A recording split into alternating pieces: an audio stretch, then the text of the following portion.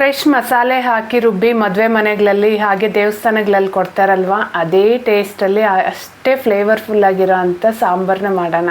ತುಂಬ ಜನ ಬೆಳ್ಳುಳ್ಳಿ ಈರುಳ್ಳಿ ಯೂಸ್ ಮಾಡದೆ ಸಾಂಬಾರ್ ರೆಸಿಪಿನ ತೋರಿಸಿ ಅಂತ ಕೇಳ್ತಾರೆ. ಅವರೆಲ್ಲರಿಗೋಸ್ಕರ ಹಾಗೂ ನಿಮಗೋಸ್ಕರ ಈ ರೆಸಿಪಿ.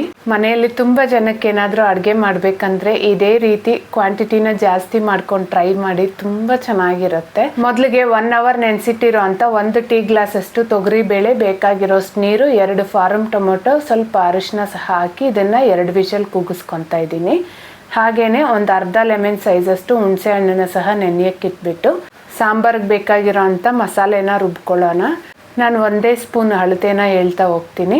ಈಗ ಸ್ಟವ್ ಮೇಲೆ ಬಾಣಲಿನ ಇಟ್ಕೊಂಡು ಎಣ್ಣೆ, 1/4 ಸ್ಪೂನ್ ಮೆಂತ್ಯ, 1 ಸ್ಪೂನ್ ಜೀರಿಗೆ, ಅದೇ ಸ್ಪೂನಲ್ಲಿ 3 ಸ್ಪೂನಷ್ಟು ಧನಿಯಾ ಕಾಳನ್ನ ಹಾಕ್ಕೊತಾ ಇದ್ದೀನಿ. ಹಾಗೆಯೇ ಒಳ್ಳೆ ಕಲರು ಹಾಗೆ ಟೇಸ್ಟ್ಗೋಸ್ಕರ ಬ್ಯಾಡಗಿ ಮೆಣಸಿನ್ಕಾಯಿ, ಖಾರಕ್ಕೆ ಚಿಕ್ಕದು ಒಣಮೆಣಸಿನ್ಕಾಯಿ ಬರುತ್ತಲ್ಲ ಅದನ್ನು ಹಾಕ್ಕೊಂಡು, ಅದೇ ಸ್ಪೂನಲ್ಲಿ 1 ಸ್ಪೂನ್ ಉದ್ದಿನಬೇಳೆ, 1 ಸ್ಪೂನ್ ಕಡಲೆಬೇಳೆನ ಸಹ ಹಾಕ್ಕೊಂಡು ಇದೆಲ್ಲ ಲೋ ಫ್ಲೇಮಲ್ಲೇ ಚೆನ್ನಾಗಿ ಕಲರ್ ಚೇಂಜ್ ಆಗೋವರೆಗೂ ಹುರ್ಕೋಬೇಕು.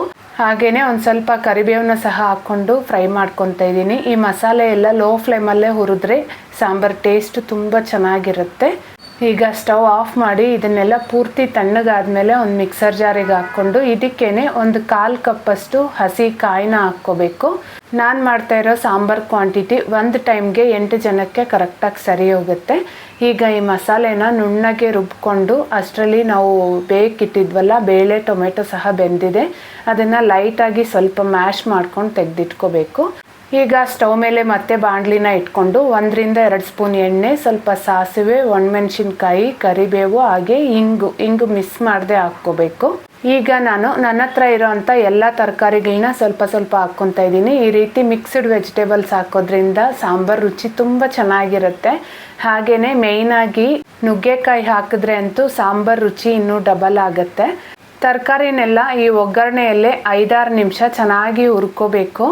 ಈಗ 1 ಗ್ಲಾಸಷ್ಟು ಮಾತ್ರ, ಅಂದರೆ ತರಕಾರಿ ಮುಳುಗೋಷ್ಟು ಮಾತ್ರ ನೀರು ಹಾಕಿ ಈ ತರಕಾರಿಗೆ ಬೇಕಾಗಿರೋಷ್ಟು ಉಪ್ಪು ಸಹ ಹಾಕಿ ಪ್ಲೇಟ್ ಮುಚ್ಚಿ ತರಕಾರಿನ ಒಂದು 80% ಕುಕ್ ಆಗೋವರೆಗೂ ಬೇಯಿಸ್ಕೋಬೇಕು.